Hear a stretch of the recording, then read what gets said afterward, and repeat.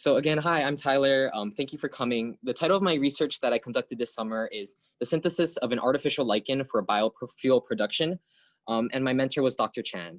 And before I start, I want to say thank you so much to Papa Jack for sponsoring this K Fellowship. I did this last year, and doing it again this year was even more fun. And I'm really grateful for him for providing me with and everyone else with this experience of doing research.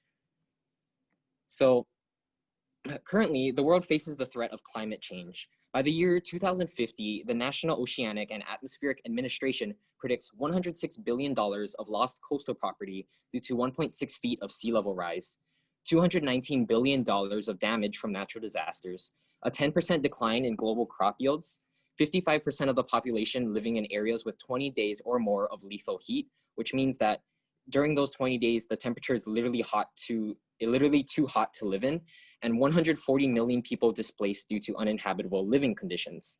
Now, one way that scientists are trying to solve this global crisis is through the creation of biofuels from algae. This infographic shows one possible method of extracting oil from algae that can be used directly in our machinery. First, the algae is deprived of nutrients to produce a greater oil yield. This happens because the algae wants to store more energy for the long haul since nutrients are no longer abundant. The algae is then pressed and the oil is mechanically squeezed out of the algae. And then this product is refined by extracting the oil using non-polar solvents. And then the oil is ready to use. And it can be even used in current car engines today. Now, this idea has proved very attractive for several reasons. The main ones being that algae are carbon neutral, they're easy to use and sustainable. And what that means is by carbon neutral is that the fuel from algae will not add any more greenhouse gases to the atmosphere. This is because the algae uses the carbon dioxide currently in the atmosphere to produce the oil in itself. So burning the oils that the algae makes only returns this carbon dioxide to the atmosphere. Whereas when you burn fossil fuels, the fossil fuels contain carbon dioxide that was in the atmosphere 300 million years ago. So burning them returns them to the atmosphere today.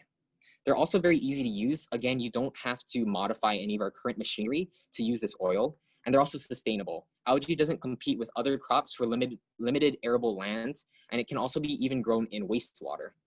However, they do come with great obstacles that have prevented the mass spread of biofuels to the market. For one, any contamination of the algae culture results in greatly decreased yields, around 50% loss of product.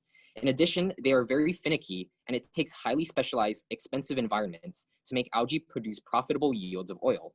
All of this makes the production of biofuel extremely expensive, with a barrel of algae oil costing no less than $300, compared to the price range of $40 to $80 for conventional fossil fuels.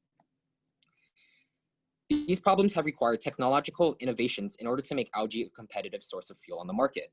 One possible idea is the use of lichens, which are symbiotic relationships between fungi and algae for the creation of biofuels. Researchers at the University of Minnesota have pioneered this solution, creating the first artificial lichen from two independent species of algae and fungi.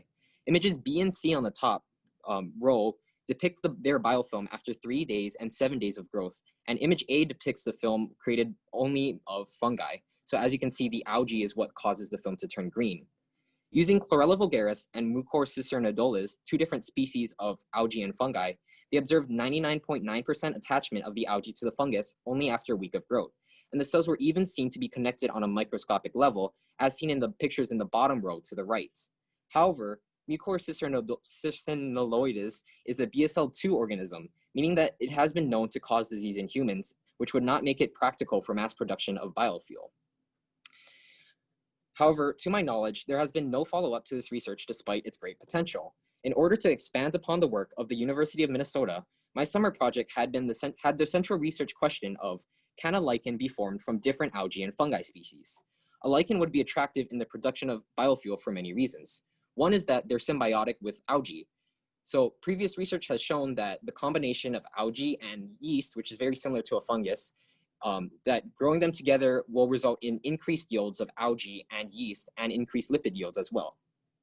Lichens are also have increased hardiness compared to normal algae. They grow in extreme conditions and experience regular contamination by outside microbes, which could solve the problem of reduced yields from contamination. They also grow in higher densities than algae. So lichens grow on a film, which means they're limited by the surface area available to them, but algae grow in open water, which means that they're limited by the volume of water available, which means that lichens are, because surface area is a lot easier to get than volume of water, lichens would be a lot cheaper to grow and could grow in higher amounts before harvest. And finally, lichens also could have reduced water consumptions. Natural lichens don't even require any water besides the water in the atmosphere. So if it would be possible to get a lichen that had this property, it would save a lot of water that is currently blocking algae fuels from being competitive on the market today. So in order to conduct my experiment, I had 4 different steps for my procedure. First was the selection of fungi. What fungi can I grow in liquid media, and what does it take to grow them? The second was speed dating. Which algae and fungi combinations can produce a lichen? The third was refinement, which is taking the successful combinations from step 2 and figuring out what parameters I can adjust to see if I can still make a lichen. And finally is the identification of the fungi species itself using PCR. So during this first step of my experiment, I obtained fungal isolates generously from the UH Manoa, of which I chose 42 samples to plate on malt extra agar to create stock cultures. Using these stock cultures, I then tested the growth of fungi in 10 milliliters of liquid F/2 media inoculated along with 1 cubic centimeter of MEA. After 1 week, I was able to find significant amount of fungal growth in many cultures, as seen in the 3 bottom images on the slide. Next, I chose 20 different fungal samples to test with 2 different species of algae, which were Chlorella vulgaris and Nanochloropsis oculata. In this speed dating step, I inoculated one of these samples of algae with a species of fungus in 250 milliliter capped Erlenmeyer flasks with 100 milliliters of liquid F/2 media, along with approximately 10 cubic centimeters of MEA. After placing these samples on an orbital shaker for aeration at 150 rotations per minute, and with a 16 to 8 day-night cycle, I let the samples grow for a week before observing the results. I was able to find that 10 different fungal species showed signs of attachment to the algae, indicated by the growth of a green biofilm inside of the Erlenmeyer flask, and as seen in the images to the right. Next, I tried to refine the growth process to figure out what was needed for a successful lichen growth. In this step, I tested out different substrates, which are places for the fungus to grow on, and a different composition of nutrient media. Using F/2, glucose, and yeast extract, I was able to observe lichen formation on both the filter paper substrate and the cheesecloth substrate. The top images show the successful lichens created using this method, and the bottom images are the same cultures but grown without algae, indicating that it was the presence of algae that made the biofilm green. After the creation of these samples, I took part of the lichen and examined it under the microscope at 1,000 times magnification. Finally, I attempted to identify the fungal samples that showed the best signs of attachment to the algae using PCR amplification of the ITS region, which is a common DNA sequence used to determine the species of a fungus. I took these samples in for sequencing and then took these results into a blast search in order to find out the exact identity of the fungus. So during the course of this experiment, I started out with 42 different fungal samples in liquid media, testing 42 different fungal samples in liquid media, of which I chose 20 to speed date with algae. From observing these 20 fungal samples, I observed signs of algae attachment in 10 combinations. Finally, I was able to discover the identity of the 2 fungal samples that showed the greatest attachment to the algae. And from the identification through PCR, I was able to find that one of the fungi species was of the order Polyporales. Now, unfortunately, the ITS sequence I used was unable to determine the identity past the order level for the first fungus, suggesting that the entire order did not have enough diversity in this DNA sequence to allow for identification at the species level. However, the other fungus identified was found to be Aspergillus niger, which is a BSL-1 organism, meaning it is harmless and would be suitable for the mass production needed for biofuels to become competitive. Moving on to the results of the microscopic analysis, I found that the combination of Chlorella vulgaris and the fungus of the Polyporales order showed attachment at the microscopic level.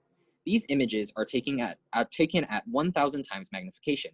The green spheres are individual algae cells attached to the clear rods, which are the hyphae of the fungus, basically its cell body. This discovery indicates that the biofilm I was able to create showed attachment at the microscopic level, further supporting the idea that I was able to create a new lichen. Comparing this result to the one that the University of Minnesota found, you can see that both images show similar attachment of the algae to the fungus host.